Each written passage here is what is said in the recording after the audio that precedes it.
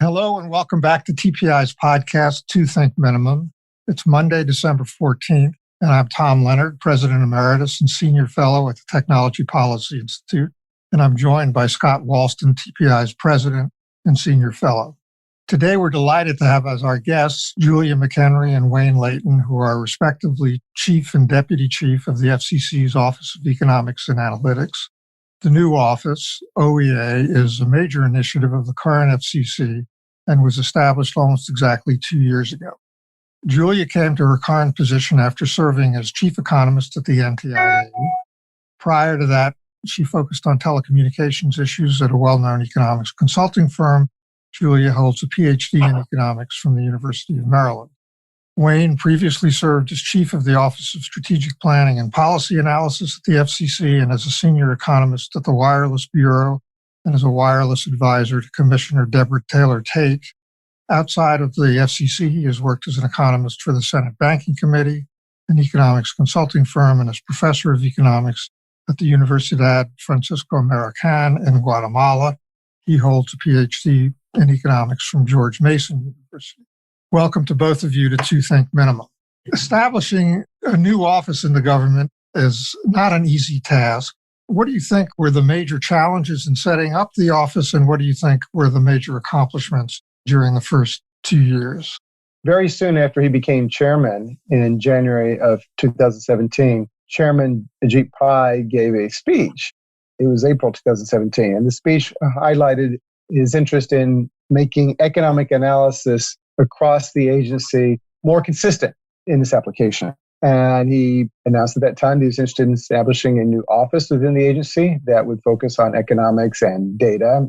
And from there, we spent the rest of the year 2017 with a working group looking at what it would take to establish an Office of Economics and Analytics, and more importantly, looking at the problems that the chairman had outlined in that April 2017 speech. It was essentially that economics was, again, not consistently applied, which isn't to say it wasn't done well at the agency. It's just that it could be applied well in one application and one rulemaking and not necessarily in another. Also, the economists were too easily placed in two silos within the agency, and so that would affect your ability to consistently integrate them into the agency's work. And so what the working group was trying to do is say, let's look at the best practices across government and other agencies. How do they incorporate their economists? How do they take economic analysis and use it to make effective decisions? And so that working group conducted a bunch of interviews, 32 interviews, I believe, internally in the agency, and about 48 externally, former FCC leaders, and also, again, economists and managers at other agencies. And what we found was that there are essentially two basic models for how you could organize your economists. You could have them in a divisional organization where they're spread out in different divisions across the agency, or you could have them in a functional organization where they might be, say, in a separate office. And there are trade-offs to that, which we can talk about. But in evaluating that, we determined that what the Commission had been doing for the longest time, having the economists dispersed in different bureaus and offices across the agency, led to the creation of a certain amount of silos and the opportunity for economists sometimes to be ignored, and again, sometimes to be integrated very, very well. And so the decision was made to move them into a separate office, and it was named the Office of Economics and Analytics. That's the short history for how we got through the first year, 2017. By the end of 2017, the working group had produced its report. It was released in January of 2018. At the end of January 2018, the Commission voted to establish what is now known as the Office of Economics and Analytics. We spent the rest of 2018 going through the procedural hoops that are required, working with the union, working with the Office of Management and Budget, working with Congress. These are all big tasks. That was wrapped up by the end of 2018. As you mentioned, Tom, we just celebrated our 2-year anniversary. We also need to find the right person to lead this office, somebody with managerial skills and also a PhD economist. And we found that with Giulia, so we were very fortunate with that. So that is basically how we got to December of 2018 when the new Office of Economics and Analytics was up and running. It's not unknown for economics to be pushed aside, even if you have a separate economics office. And I realize it's kind of early days to know ultimately how successful the office is going to be in getting economics more institutionalized and integrated into the FCC's decision-making process. But, what would you say, just on the basis of the experience thus far, in terms of the success of getting economics more fully integrated in all relevant decisions? Let me lay out kind of what the working group recommended in terms of arrangement, and then Giulia could then lay out how well that's been done. The working group in its report, again, issued in January 2018, recommended focusing on the structure, the authorities, and the practices that would be used to establish the new office structure. How's it going to look? Well, it's going to be a separate independent office. Authorities, extremely important. The rules establishing the new office gave OEA specific authority to review all rulemakings that are produced by the FCC, and this is extremely, extremely important. And then finally, practices. These are the formal and informal and cultural aspects of standing up a new office. All three of those are important. How you put the office together, what authorities you give that office, and then the informal and formal practices you have across that office and across the agency, how you interact with others in the agency. And maybe this would be a good opportunity for me to kind of pitch it to Giulia to talk about how we've done that. Although I will say, since she probably won't say it herself, she's done an extremely good job in handling those issues and the rollout over the last 2 years. And I'll throw out a few examples to build on. Thanks, Wayne. I appreciate you saying that. I think when we got started, we knew that we were basically starting a new institution within the FCC. And to do that and to get to a point, and we knew we sort of had 2 years under PI where we really had to set up whatever the practices are and kind of institutionalize ourselves in terms of getting us built into all of the sort of standard practices of the commission, right? Because the commission, like any large body, large agency, has sort of a standard way that it works. And we knew we needed to integrate ourselves into that.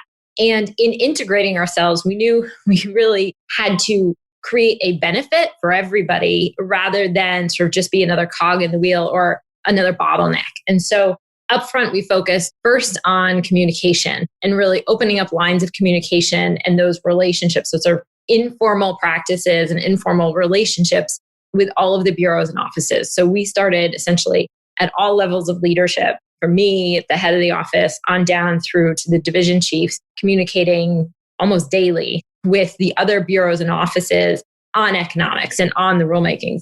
And then using those relationships, we essentially set up best practices. And part of that was to do economics well and to ensure that economics isn't just a rubber stamp. You need to do it early, right? So you need to be doing the economic analysis along with the rulemaking. And we recognized early some of the biggest wins that OEA would have would probably not be seen. They would be impacting the policy direction early on, or sort of informing the early policy direction well before we get to the rulemaking stage. We knew that. We worked with the bureaus and offices to set up processes with respect to all the sort of the key policymaking bureaus, wireline, wireless, media, that established when and how they would get us involved. And then within the economists, we set up practice areas. So we took the economists who had come from, say, wireline and assigned them to a wireline practice area. That's not to say that's all they did, but so that when the wireline bureau had a new rulemaking, they would know who to reach out to. Establishing those processes were huge in terms of kind of getting ourselves integrated. And then also at the same time, ensuring that what we were doing, ensuring that the economic analysis we did was both relevant and objective. And so we really focused on ensuring that the economists could work independently, but that they were taking the right things into account when it came to doing their economic analysis. And very early on, we realized you actually have to establish as constraints to economists the law, right? Legal regulations, what is allowed by mandate. And so we worked within that to establish some internal practices in terms of what makes a good economic analysis that would assist the bureaus and inform rulemaking. And so it was a struggle early on, and particularly in those early days, the economic analysis division was reviewing something like 60 items in a month because we were trying to catch up and we were trying to get earlier and earlier in the process. At the same time, we were reviewing everything that had kind of been coming down the pike. And so it was a real struggle. It was a lot of just stuff to process. But I think we've gotten to the point where we are reviewing just about every rulemaking that goes up to the commission. And even those where we don't do any heavy economic analysis, we're aware of them, we know what they are, and we know that there's no economic analysis in them. So I think that's one of the big successes. And then if you talk to the economists at the staff level, they all do feel empowered to do objective analysis. That was a big part of the success of the office, is that the economists think that it's worked out for their benefit and that they do feel like they're still read in, they're read in more, and they're allowed to do what they think the relevant economic analysis is, as opposed to kind of what simply sort of just supports whatever the attorneys want to say. So I think in the end, obviously we're still getting going. We're about to go through a big transition, particularly for our office, but getting those process and those institutions and those formal connections and informal communications all right early on was critical to making sure that we continue to be aware of everything and have a hand in performing economic analysis in all of the rulemakings. A big part of any economic analysis, of course, is cost-benefit analysis. And what were some of the costs you thought about when standing up this office? What were the costs to the FCC and how have you dealt with them? Or did they turn out to not come up at all? One of the fun things that we had to do in this process was talk to a lot of people who've been through this before or who have organized economists in other agencies. And it was fun to talk to former heads of OMB or OIRA or the Bureau of Economics, FTC, and this sort of thing. You get this sense that there's a trade-off in choosing between the kind of divisional organization or a functional organization. And so, for example, if you have the economists in a separate office, which we were leaning to do and we had not been doing before, you put them in a separate office, they're going to feel empowered, they're going to have more independence, but there's going to be a risk that they're siloed. You stay with what you have, the economists in their divisions, they're more integrated, they're right down the hall from the people who are working on this wireless or wireline or media issue, what have you. It's also easier for them to be ignored. So we had to balance this. It wasn't like there's one obvious right answer. But after a lot of consideration, we decided that what other prominent agencies were doing with the separate office, that seemed to be the way to go. So we moved forward with that. Then the costs, you're referring to what kind of costs were set up. As I mentioned, almost all 2018 was consumed with negotiating with the union, negotiating with basically letting Congress and OMB know how this is working and making sure they were comfortable with that and making decisions. So one example of a decision we made is that each of the largest policymaking bureaus, the Media Bureau, the Wireline Competition Bureau, and the Wireless Telecommunications Bureau, had a bureau chief economist. And we initially thought we will leave those folks in the bureaus, move everybody else into the Office of Economics and Analytics. As we started to stand it up, we realized we needed those folks in OEA. We didn't have enough senior level people who could manage and really understand the economics and the highest levels. We couldn't lose those folks. We had to bring them in. But that was a trade-off too, because you also need folks back in the policymaking bureaus who understand economics. And we're still talking about that. Who is the right person back in the bureaus to manage that relationship? So 2 years on, we are still fine-tuning that to make sure those relationships that Giulia mentioned, which are so critical, those are working. So the 2018 lift, if you will, was all of these processes we had to work through, getting the people, getting the org chart, working with the Office of Managing Director to establish our budget, our authorities, all of that. And then once we were launched, it is, as Giulia described, maintaining those relationships, maintaining the workflows, communications at all levels, which of course is imperfect because we're talking about human beings here. But that cost, that management cost of getting it right is really, really important. What Wayne doesn't tell you is a lot of that work in 2018 was done by Wayne very patiently and a lot of hard work. And so I think to get from vision to implementation in the government can be incredibly difficult. And people don't realize how challenging that is. And you really need someone determined to make it and patient enough to make it work, which Wayne was. So a huge piece of that. In terms of opposition, I think there certainly was.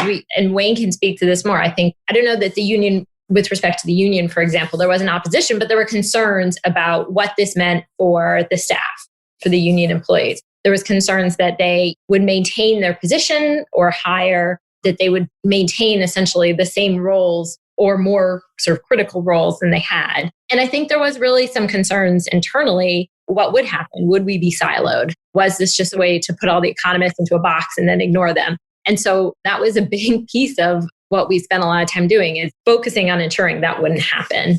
I think that's where most of the opposition, obviously, people can argue about how important economic analysis is. But I think in terms of the biggest concerns were really, would the office do what it set out to do, or would it just sideline us? One of the most significant things that you've done, or that the commission has done, is to impose a regulatory impact analysis requirement, essentially a cost-benefit analysis requirement for all major regulations. It's really the same type of requirement that is imposed on executive branch agencies by executive order, but those executive orders don't apply to independent agencies like the FCC. But you've kind of done that, or the Commission has kind of done that internally and tasked the OEA with preparing the regulatory impact analyses. And it's kind of spelled out in a memo that you, Giulia, wrote with the General Counsel just in the last month, I guess, explaining what a good RIA should contain and procedures. That seems to me to be fairly unique. I'm not aware of, maybe you can tell me, I'm not aware of any other independent agency that has anything similar. Is there one? So actually there is. And actually a big part of what that memo was modeled after, and I will also say there was a lot of work by a lot of people. I certainly did not write that thing on my own, and really great work. But actually that memo was modeled after something from the Securities and Exchange Commission. So the SEC has a similar memo, similarly public, that essentially it's the General Counsel and the economists laying out what makes a good regulatory impact analysis, why it's so critical from a legal standpoint. And I think that's an important part of what that document really outlines, why good economic analysis is critical to ensuring securing ourselves against lawsuit. And that really came from that model, but I think is critical to laying out the importance for the office. To its credit, the Securities and Exchange Commission had lost a couple of prominent cases in court and very much needed to do that memo. And it's a very, very well done memo. In this case, the Federal Communications Commission, under Chairman Pai's leadership, and said we could better incorporate economics. It would be useful to do that. We would have better policy as a result. Let's do that. So there wasn't really a forcing action other than a vision. And that vision really moved forward. And as a friend of mine pointed out recently, with the FCC, we now have 2 examples. So we're working towards a trend line here. So have you done RIAs? Yeah. Essentially what we do is a full regulatory impact analysis or full cost benefit analysis. Really, we do on any essentially significant, so any rulemaking that really has over $100 million of impact annually. And so you'll see in several of those, and all of those are, I think there are only 8 this year, but those have full-blown cost-benefit analyses. But additional items, below that, it's really we have to do the economic review. It's at our discretion how much of a cost-benefit analysis we do. And in just about all of those, we have some cost-benefit analysis. And so it really has become standard in our operating procedures to, in just about every item, do as much of a cost-benefit analysis as, number one, is required, but then also as we have data to do. So you indicated earlier that most of the effectiveness of the office might not be visible, might come at the early stages. Maybe I should know this. Are the RIAs public? Mostly they are. Some amount of the cost-benefit analysis, typically, what we try to do is in many cases, we will actually set up essentially a straw man to ask questions as part of the notice of proposed rulemaking. So in addition to asking questions about the costs and benefits, in some cases, we'll actually set up what we think might be kind of the beginnings of a cost-benefit analysis and seek comment on it, which is a great way for commentators to either tell us we don't know what we're doing or hold their peace. And then in the actual report and order, we will typically have a strong cost-benefit analysis. So a couple really good examples of that, the 988, the suicide hotline that we went to order on earlier this year, maybe late last year, in fact, had a nice, had a long, very clearly laid out cost-benefit analysis. The supply chain rulemakings actually has one both for the order and one for the NPRM. So most of those items, there are, of course, a couple exceptions. Anything USF, we do not have to. It's exempt by the 96 Telecom Act. The Universal Service Fund is explicitly exempt from cost-benefit analysis. Exactly. And then something like an auction where the auction is essentially a cost-benefit market mechanism. We don't necessarily have to have a formal cost-benefit analysis, but just about all of them have some. Sometimes they are an explicit section. Other times they're so sort of integral, they're weaved throughout the order, and sometimes they're a little more subtle than that. Do these analyses, is there some specific way that the FCC is supposed to take them into account? I mean, because in every administration, every head of an agency, there's always been times that they want something that isn't going to pass a cost-benefit analysis. I mean, it's not unique to a party or a person. What is their obligation to take into account the CBA? So this is when I get on my soapbox. As an economist, and I'll start by saying, when I went to college, I had a government professor who once literally told me that it wasn't about the economics. It was like, stop thinking all of government is about the economics. So I finally tried to internalize that. But persuaded you to go to graduate school? Right. She was not the one who did, but she definitely said, if you're going to go, economics is probably the way to go. But so the economics and our economic analysis is there to inform the policymaking. And one of the key things about having OEA be an independent office from the policymaking bureaus is it means we have sort of an equal voice to the chairman in terms of actually informing the decision with economics. That said, all we are doing is informing the analysis. We are economists. We are civil servants. Our goal is to provide an independent analysis of the situation and provide that information to the chairman. And of course, they, as the appointed leaders of the commission, ultimately decide what the right direction is. And they may incorporate a wide variety of other factors into their decision-making that as economists, we aren't. And I think this is key to the independence of the office and to essentially the future of the office. To maintain this independence, our goal is to perform the economic analysis. There is nothing to say that the commissioners and the chairman have to do what we think, essentially have to go in the direction that the economic analysis points in. It's just to inform that. And I also think there's a subtlety there too, right? Which is, again, getting in early. There may be individual marginal decisions that we can inform, even if at the end of the day, the chairman is doing, essentially the policy that they believe best for the nation. Could I add to that just in terms of this economic analysis, and if there are different options that the commission might be considering, option A, option B, option C, and we're looking at which one has the highest net present value, for example. If option B has the highest net present value, Giulia said we are informing the analysis, and I've had this conversation with commissioners and others. They are the presidential appointed, Senate confirmed political decision makers. They can say, thank you very much, OEA. That's a very helpful analysis.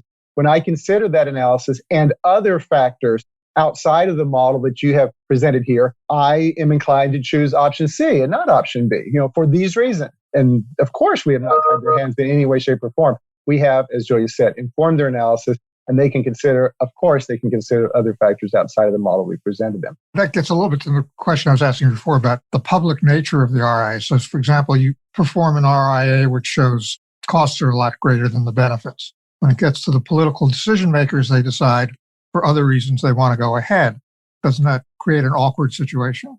So there certainly is some leeway in the chairman's office, in the commissioners for drafting purposes. It's not always the case that all of the cost-benefit analysis necessarily ends up, and that's not always for those reasons. There are a number of other reasons that we may not want to put every piece of economic analysis we've done into the order. But it is true, it's not a perfect system, I'll admit that. But it works for the commission. And one of the reasons it works so well for the commission is those who don't know the commission may not know that essentially the commission works, the chairman is really the deciding factor and really drives most of the policy making. And OEA, in order to perform an objective analysis, we need to be able to have an internal discussion, which isn't necessarily public. Otherwise, we would essentially be in a position, I think, be forced to be changing our analysis before we sent it up to the commission. So I think allowing for open communication is more beneficial than potentially the flip side.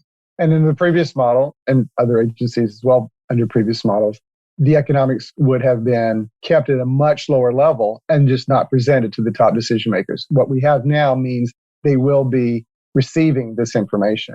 Again, they can make their own decisions, but the information, the economic analysis will be presented to them independently. Thinking about the future of the Bureau, sometimes an innovation by one administration is something that the next one doesn't want anything to do with. And sometimes they continue, like auctions have been popular through Democratic and Republican administrations. Where do you think OEA falls? Do you think it's something that has been sort of accepted by both sides as an objective analytical group that will continue? Or is there some risk that a new chair might not appreciate it? Certainly every chair, and knowing nothing about what's going to happen next. Really, I think every chair has their sort of preferred bureaus and offices and gathers information however they want. So who knows really how we'll stack up in the next administration. But I think one thing is OEA, we've been talking all about the cost benefit analysis, but just to step back a little bit, OEA we have the economic analysis division, which is essentially the economic analysis. We also have the auctions division. We have what's called the industry analysis division, which is collecting essentially the commission's really largest and most significant data collections, including its broadband mapping. And we have a division devoted to essentially It's the data division. It's devoted to data governance and working towards all of the open data related, the Open Data Act and all of the related requirements coming out. So OEA is much bigger than so purely the economic analysis. And I think one thing is true, that government is moving towards evidence-based decision-making. And OEA across all four, from the cost-benefit analysis to the data division,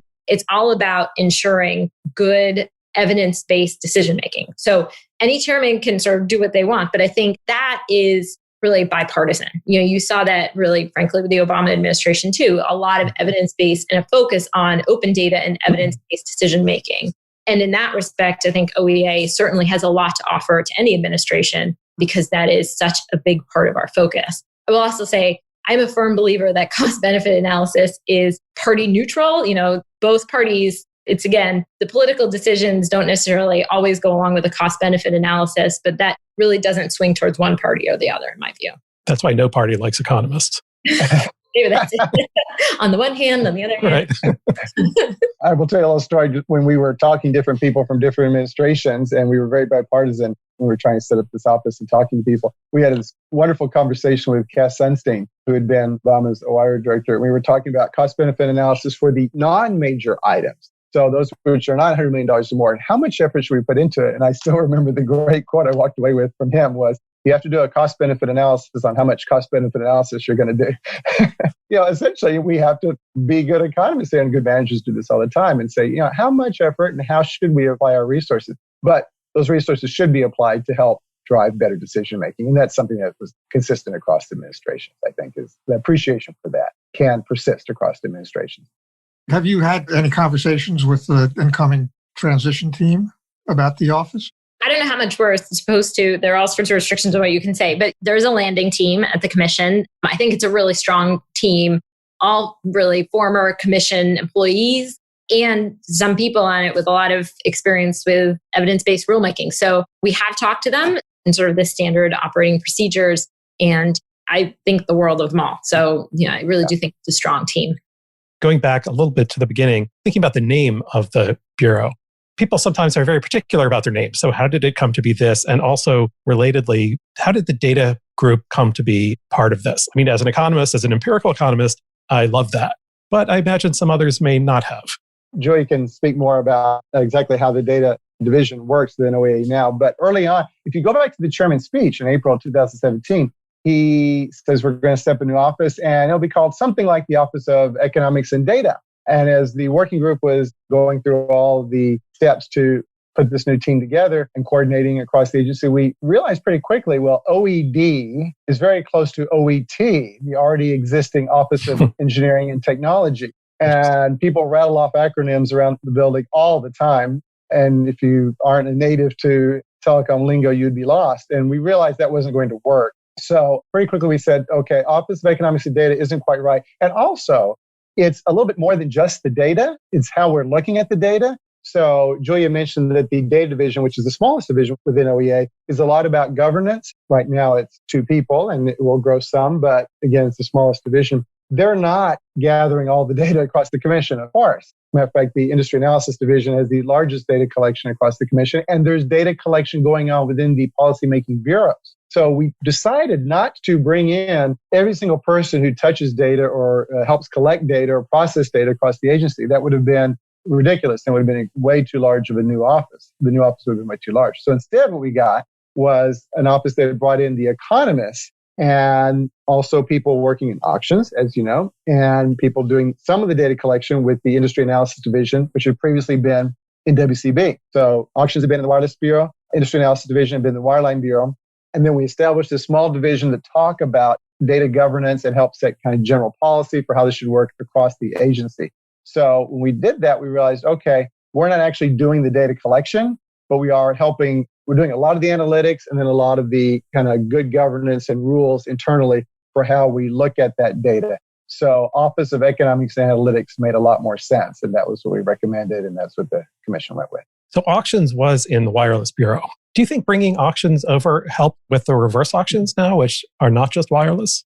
I think that was part of the reasoning in terms of bringing auctions in was to help with to acknowledge that we're not just running spectrum auctions anymore. We're running auctions across a number of different bureaus and offices, including the universal service auctions.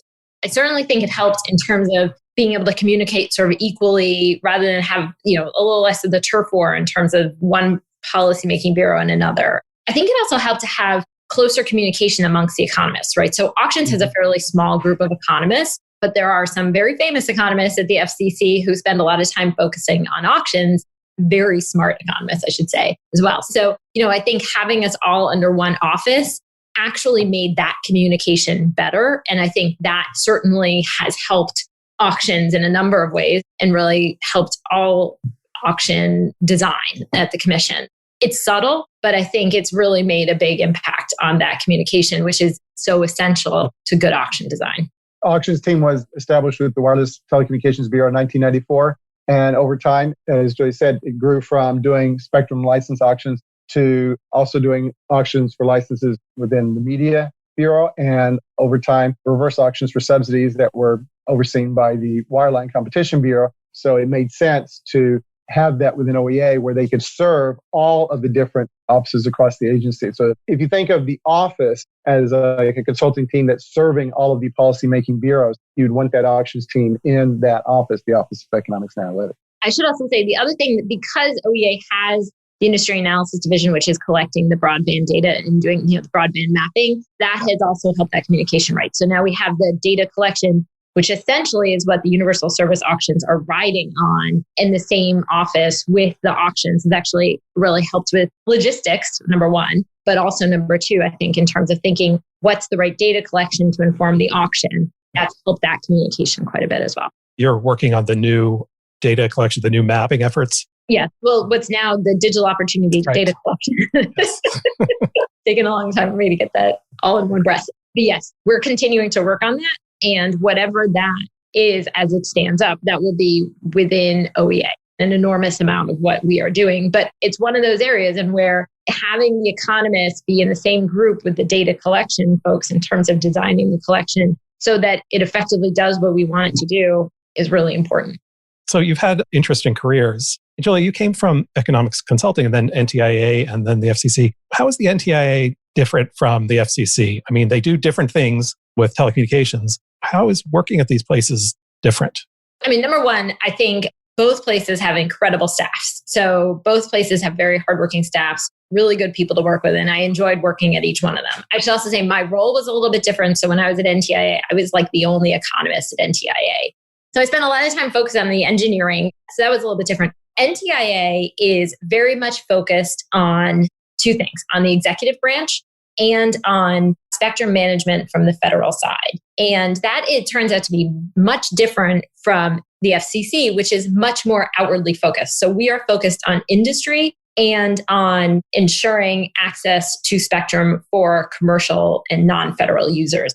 So there's sort of institutional differences, like NTIA is a lot smaller, but the focus really is so different from those two. I also think FCC, being a regulatory agency, there is just purely so much more to literally get done in a year that you really have to be much more sort of deadline driven and focused on what the next thing is and focus on all those rulemakings, sort of rapid fire in a way that you don't at NTIA where you have a little bit more time. The focus, I should say, one is looking internal to the government and one is looking external to the commercial sector for the most part, as well as the size changes the focus quite a bit. Do you think NTIA needs more economists? I think they could definitely benefit from more economists. I think there's a lot of really interesting things that they do. Number one, part of the mission of NTIA is, in fact, to be part of the Commerce Department. It's supposed to be improving commerce, right? And having some economists who can help think through and look at those equities more would be really important. I think what people don't know is NTIA does a lot more than just spectrum management. They do internet governance, sort of internet governance issues more broadly. And having more economists in those discussions, I think, would be incredibly helpful. And again, there's sort of the spectrum side could certainly use more economists thinking about some of the market trade-offs and cost-benefit trade-offs, even if it's not a market. Just thinking about cost-benefit in a new way could be incredibly helpful for all of NTIA.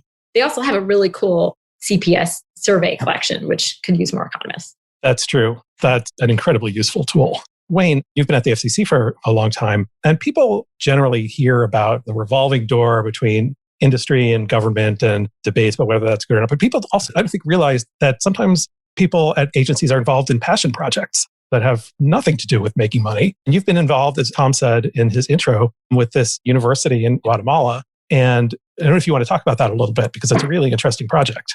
Sure. It is a very different project, very separate project, something I do on my weekends and free time, but have been doing for about 10 years before I came back to the commission, and then continuing in a somewhat different role. And it's called the Antigua Forum. And it is an annual gathering of entrepreneurs and business leaders and political reformers and experts in communications and strategy and big thinkers. And you take 50, maybe 60 people, and you bring them to a beautiful mountain setting in Central America, in Antigua, Guatemala. And you give them a very long weekend to talk about specific projects. Out of those 50 people, maybe 10 of them are having a project they're working on to try to do some kind of reform. And I wouldn't be personally involved in any of those projects, but the projects that people would pitch and work on are very much oriented towards advancing economic opportunity around the world in whatever country that the people are coming from. And the one tie, I guess I would say, to the conversation we're having so far is, after 10 years of doing this, we realized that it really matters who the people are, who you're bringing together, that mix of people, the kind of people, just like it really matters who you are putting in charge at the agency.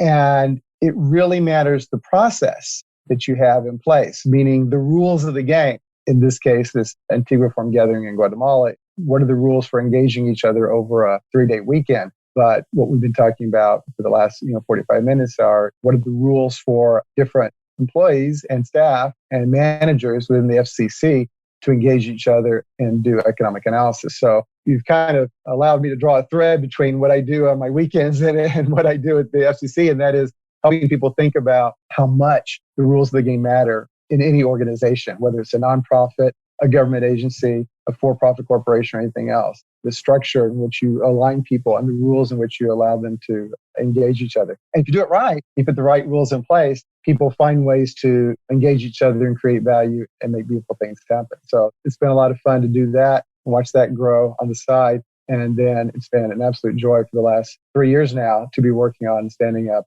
and helping Giulia run the Office of Economics and Analytics, which is, we haven't done it perfectly. We could even spend another half hour talking about ways it could be done better. But you don't have anything to do for the next 30 minutes, right?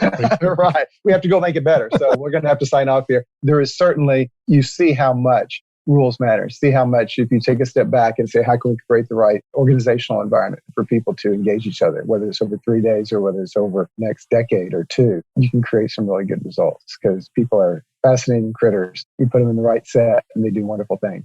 You guys are, I think, certainly to be congratulated on what you've accomplished in the last 2 years. Absolutely. It's a major accomplishment. And we appreciate you taking the time to tell us about it on Two Think Minimum. So thanks. Thank you for having us. I know organization and economics is not always the most interesting of subjects, but it's been fun to talk to you guys about it. And we really appreciate the opportunity. I think we've both been economists in government agencies, so we're interested